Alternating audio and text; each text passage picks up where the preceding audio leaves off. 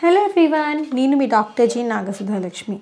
చాలామంది very common question, pregnant ladies delivery అయిన తర్వాత either normal or C section, madam మాకు బ్లీడింగ్ ఎన్ని నెలల వరకు అవుతుంది, అది 1 నెల అవ్వచ్చా, 2 నెలల, 3 నెలల అని చాలామంది అడిగే ప్రశ్న. సో ఏదైతే ఈ బేబీ గర్భసంచి లోన్ నుంచి బయటకు వచ్చాక ఈ ఎండోమెట్రియం మొత్తం what ever maybe the delivery మొత్తం అంతా క్లీన్ చేసేస్తాం. సో దాని తర్వాత ఏదైనా చెడు కానీ, ఏదైనా కొంత రక్తం కానీ, ఏదైనా బ్లడ్ హెమరేజ్, క్లాట్స్ ఏమైనా ఉంటే అవన్నీ బయటకు వస్తాయి.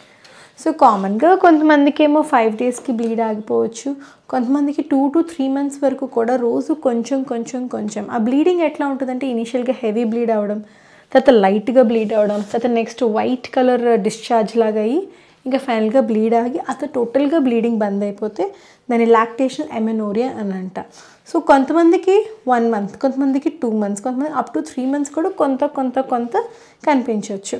అది భయపడాల్సిన అవసరం లేదు. That is because you're giving milk వల్ల కొంచెం హార్మోన్స్ కొంచెం తక్కువ ఉండడం అండ్ ఆల్సో ఏదైనా ఉంటే బయటకు వచ్చేస్తుంది.